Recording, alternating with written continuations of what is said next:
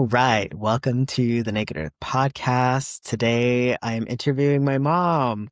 She's an artist, an entrepreneur, a big supporter of my journey through my whole entire life, and I'm excited for her to share her story and our experience through my life getting to where I am today and all the struggles that she's had to go through as well to be able to be a parent that is willing and supportive of a crazy journey like what I've been on. So, Mhm. welcome to the podcast, Mom.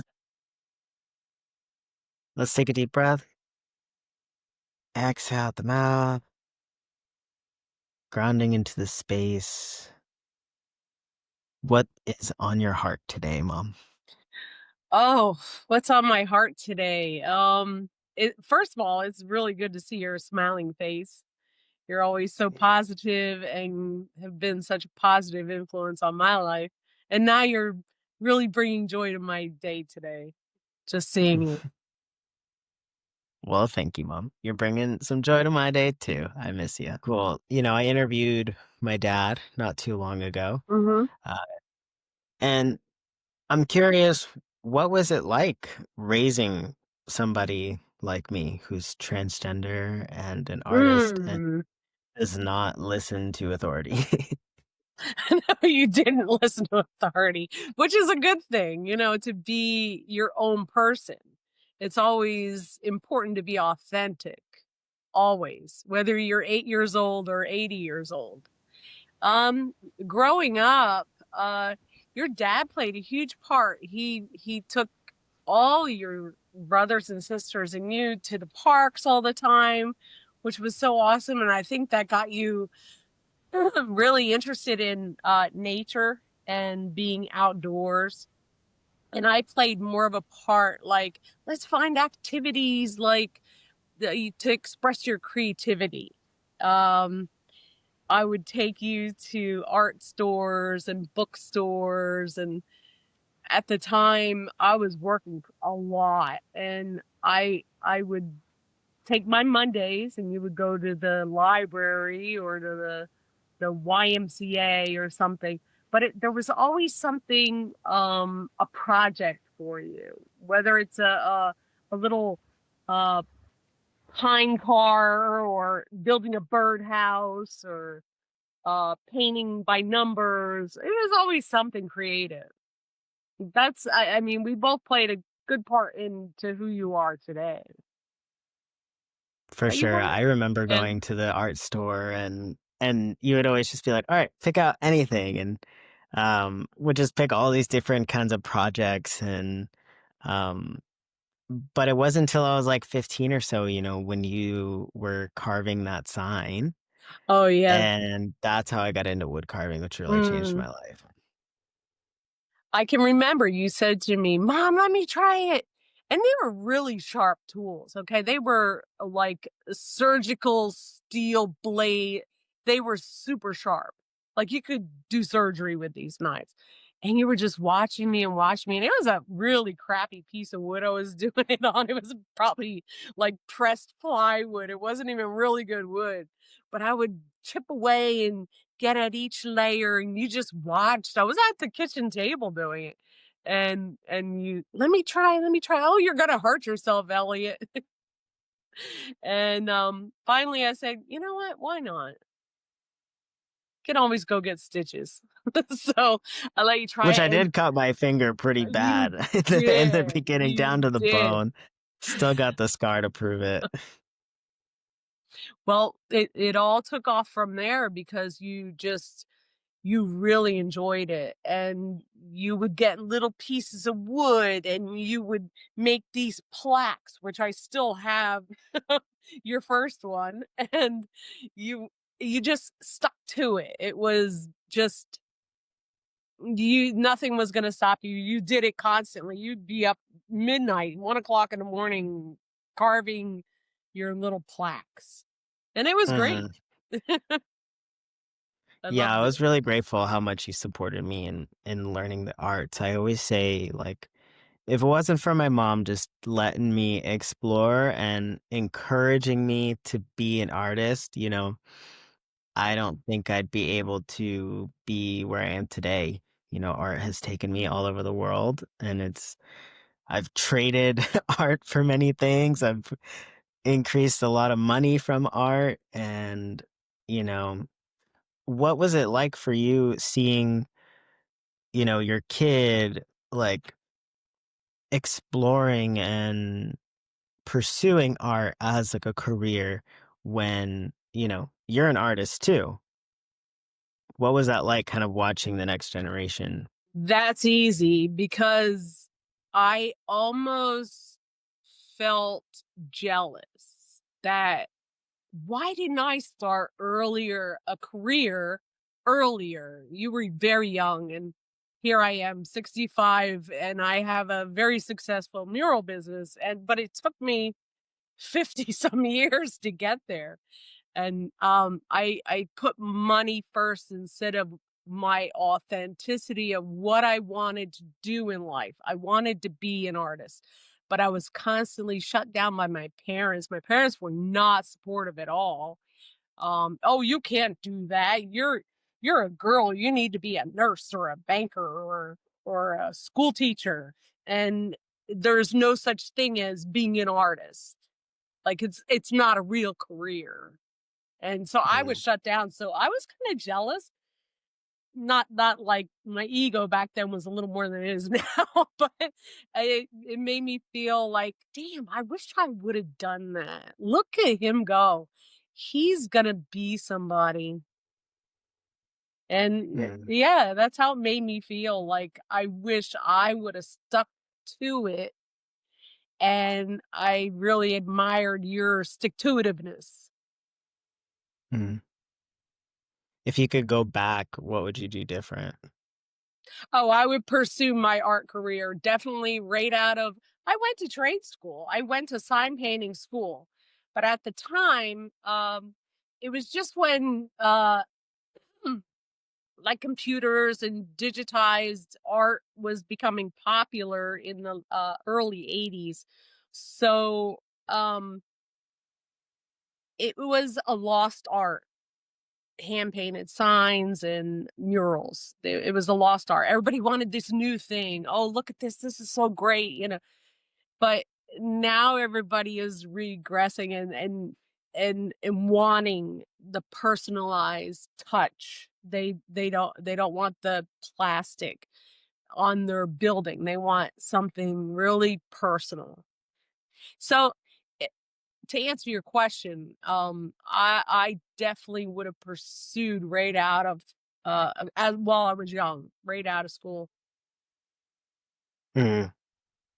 Yeah, your sign painting is amazing, and you can just plug in your mural business right here. Tell Oh, me tell me what. the motherweed.com. Check out my Mhm. website. Yeah, why murals? Oh, well, murals are an extension of sign painting. The technical differences between sign painting and a mural tells a story, and sign painting is more advertising, like it will include a business name, a phone number. Um, Other than that, there's not much difference. Yeah. Cool. Well, that's awesome. I'm glad that you're really pursuing your art career. And how do you feel like it's different? You know, you've just started really pursuing your art career as taking it seriously Mm, at what, a few years ago at 60 yeah. years old. What challenges and maybe even some benefits that you've experienced pursuing and changing your career later in your life? Well, the benefits, I see I get to hear a lot of stories from older people being older, and I can relate to a lot of their stories. I paint a lot of murals for veterans associations, and I feel like I can relate to them, and that's pretty much why they hire me because I am older. Now, some of the drawbacks of being older is 65 years old getting up on a 15-foot ladder, it's a little, but my partner built me a wonderful sturdy scaffold, and he worries about me too. Yeah. So being in that, you are in that veteran space and you are older. What's your experience been, having a transgender kid? Oh, well, okay, that's, well, I feel like the empathy, like having empathy towards, not only older people, but, just basically listening to everyone, not just veterans or transgender. The earth is one soul. It's not separated. It's all one. And if you ever get a chance, the thing that changed my mind from being an egotistical mind, like very, you are what you think. Okay. So if you are cruel to someone, you're being cruel to yourself. If you're being kind to someone, you're being kind to yourself. So I think that, what was the question? No, keep going. I think this is great. Yeah, I wander off. That's a little another thing with old age. Your mind wanders. I think But, it's good. You're going into the importance that people are people and it really doesn't matter that, if somebody's trans, if somebody's old, if somebody's a veteran, if somebody's black, if somebody's white. Um, but you weren't always like that. How did you get from the lady that, kind of made fun of the cross dressers in the bar to the woman that's here today that is proud of having a transgender son and is accepting of everyone? okay, so that's easy as well because you helped me with that because you used to go to a these seminars, gratitude training, and you would come home and you would tell me all about this gratitude. And you came in to me and you said, "Oh, read this short story." It was Andy Weir, The Egg. And this is what transformed my thinking of thinking egotistical or cruelty and like just not a nice person in general. But The Egg, oh bless you.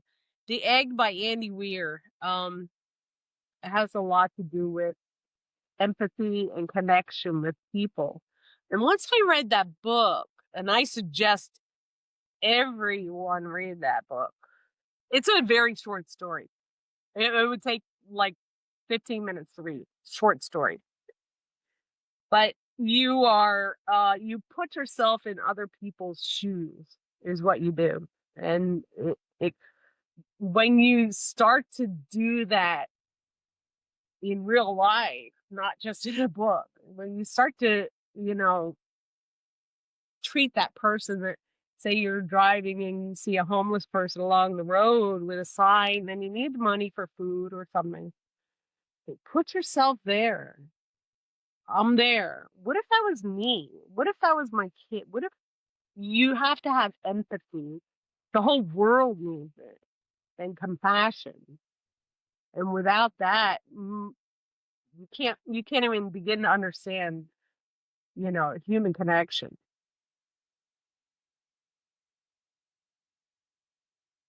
What did you have to do to start putting yourself in other people's shoes? And what was that tipping point for you that you realized something had to change? Well, you know what? Putting yourself in someone else's shoes, whether they are a good person or an evil person, always see yourself there. Because we have all been evil, we've all been good. And there's always that fine balance. But when you can see yourself as that other person, I'm looking at you, I see you. You're just such a wonderful, creative, and I don't see transgender. I don't see that. I don't I don't see it. I see you as a human being. And once people start doing that, the world's gonna be a better place. Totally. But That's where I get yeah, it from. I get it from you. We get it from each other. yes. We definitely compliment each other on that. But it's almost as if growing up, I was the student and you were the teacher because you taught me more than any school, any person in my life ever taught me. And that's what it was. You taught me compassion, be compassionate, have some empathy. It was very strange being a kid and and teaching my family. It was very strange, but I surrendered to it, you know? I mean, I went, through like my yoga training, gratitude training, new beginnings, light beings, just from like ages like 18 to what now, just constantly in and out of these, finding new mentors to teach me. And yeah, I just kind of surrendered to teaching you, and I think now I'm at a place at 28 that whoever decided to listen to the crazy 20-year-old telling them, secrets of the universe, if you were humble enough to listen, then you're still in my life now. And if you're not, you weren't willing to listen, and that's okay. So now we're just examples of that and the changes that we go through as human beings, and how much we can go through that change with humility and kindness. Absolutely. What are some of the challenges that you face now, now that you're kind of past this evolution, if there's nothing else there that you want to share, before your evolution and kind of how you got here? Yes, I still have to deal with people that don't have any empathy, that are I have to deal with a lot of racism, um people that are still living in the 50s mentality of racism, if not before that.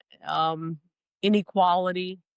Oh, or oh, the Bible says you should do this and you should do that. So the religious people that are not necessarily religious, but the church people, if you want to call them church people. Good, But good catch. yeah, we do got to catch ourselves. Right. And How do you handle them now? Because there can be that different kind of ego, that like spiritual ego of like, I'm better than you. I know what I'm talking about, all these things. So how do you handle that now? well, you can't really change people. Okay, you can listen to them and relate. What do you have to say? What's your opinion on this? And other than that, when they start saying stuff that I really doesn't align with my thinking, it's more like this. Okay. I just shut them off, shut it down, walk away. And a lot of times you have to do that in life. Sometimes you just have to cut it off and not listen and just try and put yourself in their shoes. They were brought up in the 50s or 60s, and they just don't get it yet, and maybe they're not ready to receive that yet. Mm. Do you like stand up or speak out, anything like that? Yes, I do. Um, What kind of experiences do you have when you stand up or say mm, something? I don't know, maybe I don't know. I really just I found that people, they will hear you and listen to you, but they don't really hear you. So that's a lot of times why I just walk away from a conversation that involves something that doesn't align with my beliefs, whether it's It is hard. religion. Yeah, it is. It's hard to talk to people, and try to change their mind when they're very stuck in their ways. And that's why it's so important to just be the example, you know? You have to have acceptance, and you don't need anybody's approval. acceptance for yourself first, and then because we thrive on being accepted, but accepting yourself is number one. Once you accept yourself, and this could be some good advice if you're trans or just having a hard time in life, accept yourself first, because it doesn't matter until you accept yourself. Mm. When did you start accepting yourself? I would say it's been hmm I was living in Miami, and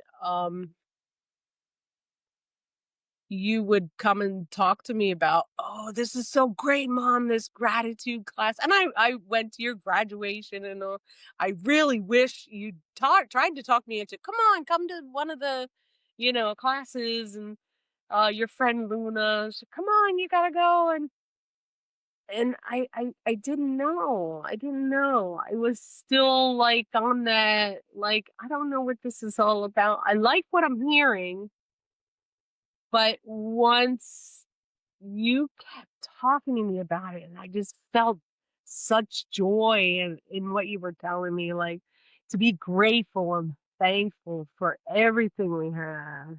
And I think that was the moment, was you doing gratitude, and I would just keep listening to you.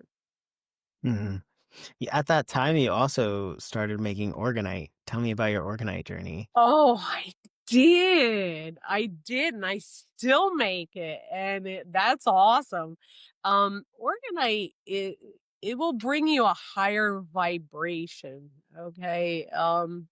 We all run on a frequency, whether or not you believe this or not, we're all running on a frequency. And the higher your frequency, the more you can receive and have that compassion for other people, and you just people want to be around you. But anyway, the organite helps block EMF radiation, which our government is pumping into our skies and through our phones, through our television, and pumping through all kind of electronic devices, microwaves, et cetera, et cetera, et cetera. Well, the organite trans- transmutes the deadly orgone energy from these appliances and transmutes it into positive orgone energy. You can look up Dr. William Wright. He was a researcher and scientist and discovered this. And he made these cool boxes. It's all metal and crystals, and it changes your frequency. And if you can vibrate higher than these devices, you're going to be a whole lot better off. But if you want, Mhm. you can, I mean, Organite is not widely known because they suppress the, information about it, but it blocks EMF radiation. I have a little tool that can detect, almost like a radiation detector, and, it works. And I have one under my pillow, I have one next to my router, I have one on the microwave, and, people who don't know what it is, "What's this, a paperweight?"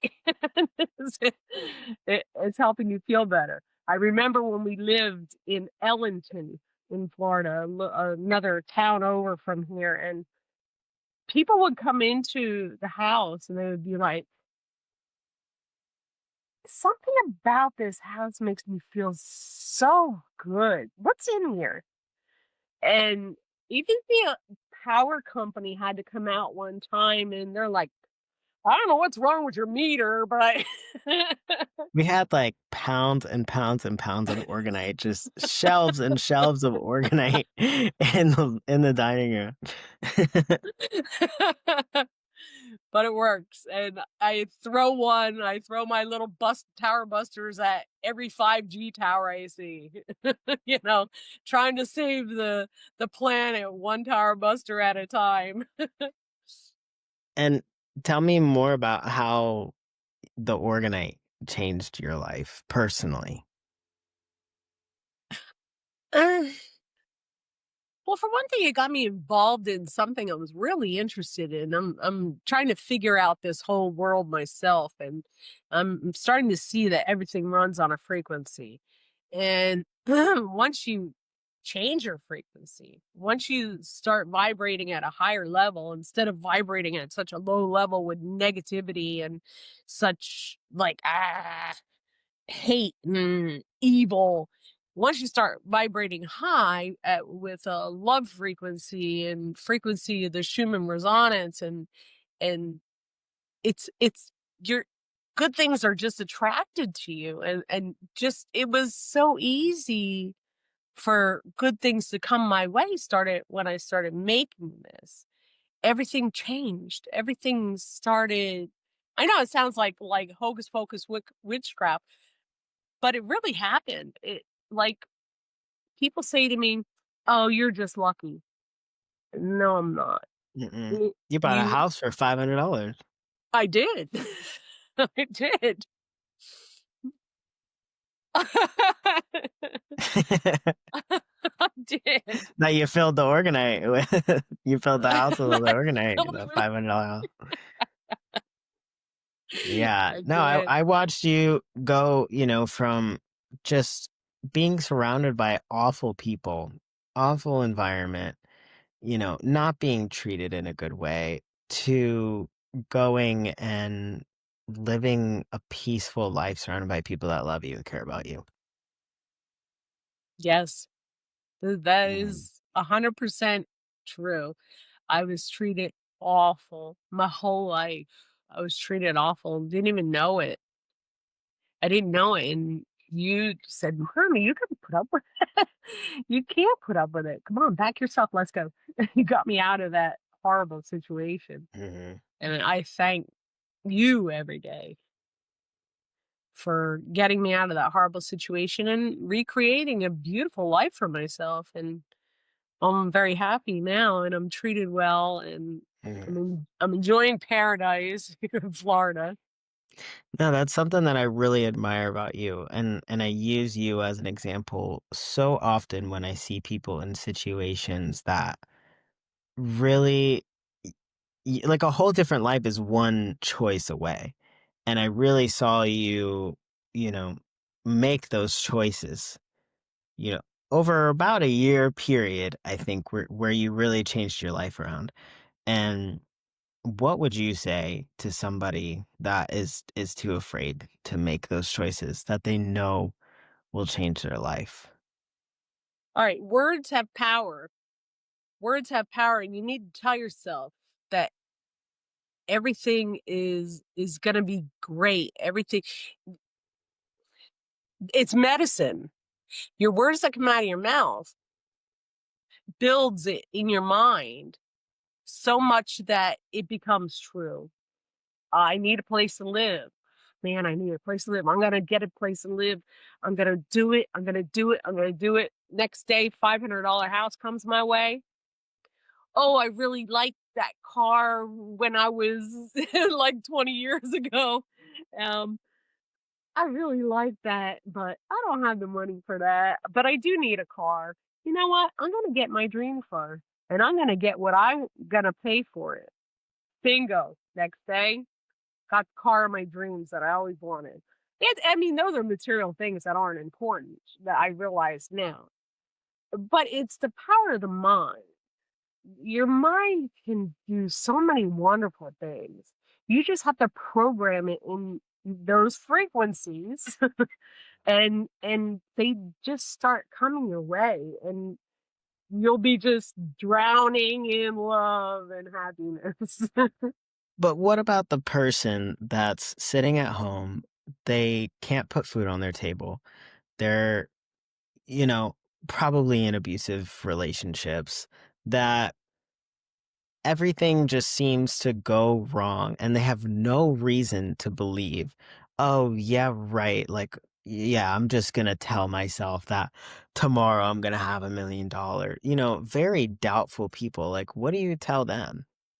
Well, they're creating their own reality by having that mindset. I know it's very difficult. It's extremely difficult. I've been there where my kids had you had to eat ramen noodles for dinner. I didn't have a pot to piss in, and my mom would give me $10 and I would make that last for a whole week to feed you.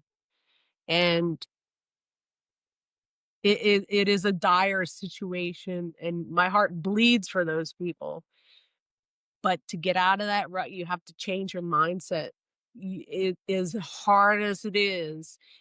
Find something you're thankful for. Always be thankful for something and always say it out loud what you're thankful for. I'm thankful right now that I'm talking to you and I have the most amazing kids on the planet. And you always have to find something that ignites that fire. There's got to be something. Yeah, they might not put food on their table. It's hard, but it's a hole you can dig yourself out of. I They just have to think positive. Positive things will come your way. There is help out there. There is help, and find a community and uh, the Goodwill can give you clothing and provide you with computers to get that job or to help you in some way if you need medical care. I mean, look at Sal. He had cancer at 17 years old, your brother. And I didn't have any money. I couldn't pay those medical bills, but there is help out there. There is. And never despair. I love how hopeful you've always been. Even now, like sometimes, I fall into, you know, my doubt or my pessimism or, you know, just forgetting the basics. And I feel like every time I talk to you, I'm always reminded to come back to those basics, and it really is gratitude. Like when I started to change my life and mindset at 18, the biggest thing that helped me was waking up every day and just saying today's a good day. Like if there was anything, just saying today is a good day, and I had good days every day. It's It's true. so simple, and now here I am living in Barcelona, Spain, with my wife and my dog, and living our dreams, and we're gonna keep doing it. We're gonna build a company that helps give land back to indigenous people and reforest the land and the Amazon and the jungles, and we're gonna do that. Just like I said I was gonna travel the world, just like I said I was gonna go to Italy and study marble sculpture, just like I said I was gonna drive across the country, just like I said I was gonna do all these countless things, making over 10K months, making Native American flutes, making art. I did it. We did it. What's next? It's having this undeniable faith that it will come, and you cannot give up on that faith. And it doesn't have to be a godly or religious faith. It's a faith in yourself. Absolutely. Absolutely. And you have done everything that you told yourself you're going to do. And that just goes to prove you how important those words are and how it connects with the mind. To be grateful and today I started a new mural and I manifested this mural. I really I'm gonna get one and I'm gonna put my all my thoughts into it and I got it. And it's a very high paying mural and Yeah, you it did. Every time you say, I need a mural, I need a new mural, or, it's getting a little slow, boom, all of a sudden now you have three new murals. yes. Yeah, It's a real thing. you found my bucket list not too long ago, I did. and I think I had like almost everything crossed off. You did. I Oh, I think you did have everything crossed off already. You need to make a new bucket list. I think I do. Yeah. Yeah, I think the only things on the original was going to Peru and Egypt Yep, and India, which is yeah, that's coming. Boom, we just met a guru, Amma, and can go to her ashram in India. that's It's next. amazing. That's amazing. Anything and everything. That's what I feel like I really stand for. It's just like you can do anything you put your mind to. Just be a good person. Bottom line, that's what it adds up to be. Uh, be a good person, and good things will come to you. Put those good things out in the universe. Even when I had barely any money in my bank account, I would support someone that's less fortunate than I am. Somebody, oh, help me, these hurricane victims, people in North Carolina, people in Maui, and they're less fortunate than you, and share the wealth. It's just money. It's just money. It doesn't matter. It's going to come back to you tenfold. Mm-hmm. So why not give it? Giving is very important, and it will come back to you. Mm-hmm. I think a lot of the things that I did in my life that were in pure service were like karma to be able to do everything else I've wanted to do. Yeah, like taking care of, surgery recovering people for Right. 3 years. I didn't get paid for that. You know, giving that food that we had to the homeless, just taking care of people. It's it's the core. Like, yeah, the money doesn't matter. Like, you only need so much money to have a good life where you have food, you have a nice place to live, you have money to do some extra things. You only need so much. And then after that, what are you going to do with it? How are you going to make an impact? So I'm I really like excited. I like the fact that your part of your proceeds from your cacao sales will go to help the tribe in Costa Rica. The housing that her house needs. What is that house called? Maloka needs a new roof. Helping the Maloka, and something else I'm really excited about is Anaides, she really wants to build like a school and invite people and anybody and everybody that wants to learn to come to her village to learn indigenous and native ways and how Ooh, to grow like they grow, the foundations of living, how to, build your own sage puddles, like all of these wisdoms that we're slowly losing because our elders are dying. She wants to build that school. So I'm really excited that we can directly help and like frick yeah, like why not have a business that can give $10,000 to build a whole school and sponsor people to go there and host events and invite people and even give scholarships to people that maybe don't have something and right. don't have anything to give, Yeah, we didn't have much growing up. Like I watched, Planet Earth on TV and History Channel over and over and over again, and that was my way of traveling as a kid, it's watching these programs, and now I've gotten to see all of these amazing places that I grew up watching on TV, and I want more people to experience that and be able to even fund and support coaching other artists in how to build a business, giving them the skills that I didn't have to be able to can they run their business? How can they make a living for themselves doing what they love? I think it's possible for us all to do what we love and our passion, and the world can still run. Oh yeah.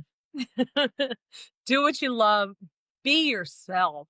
All things. Be authentic, and don't let people tell you, "Oh, you can't do that." You can do it. Anybody can do anything.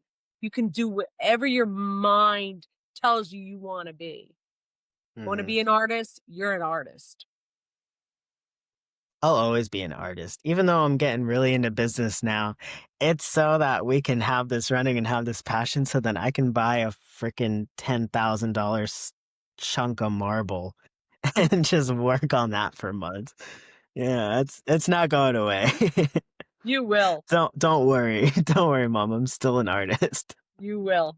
You will get that $10,000 piece of marble and you will carve a spectacular carving Yeah, and it'll be spectacular for people to see and uh just when you're doing it, put lots of love into it.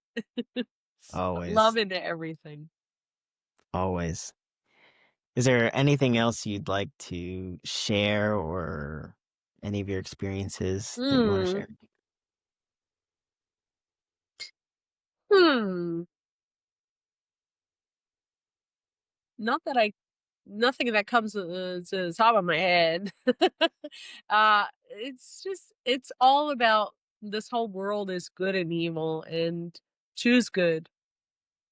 Choose good and good things will come to you. Yeah.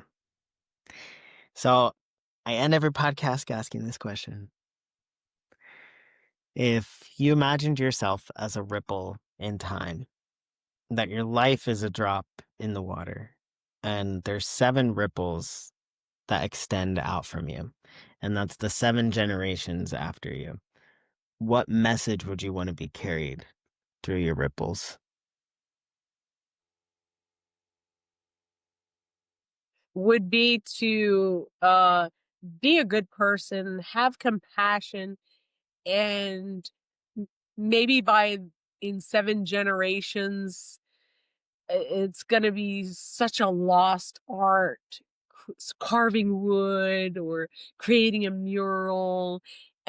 Continue what your ancestors have started. That'd Yeah, be my answer.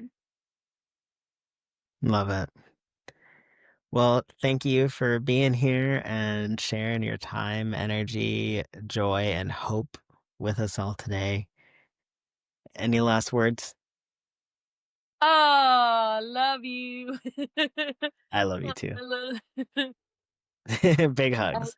I want to say thank you. Thank you for being you and never giving up and always staying steady and authentic. It's very important. And you, boy, you really do really good at it.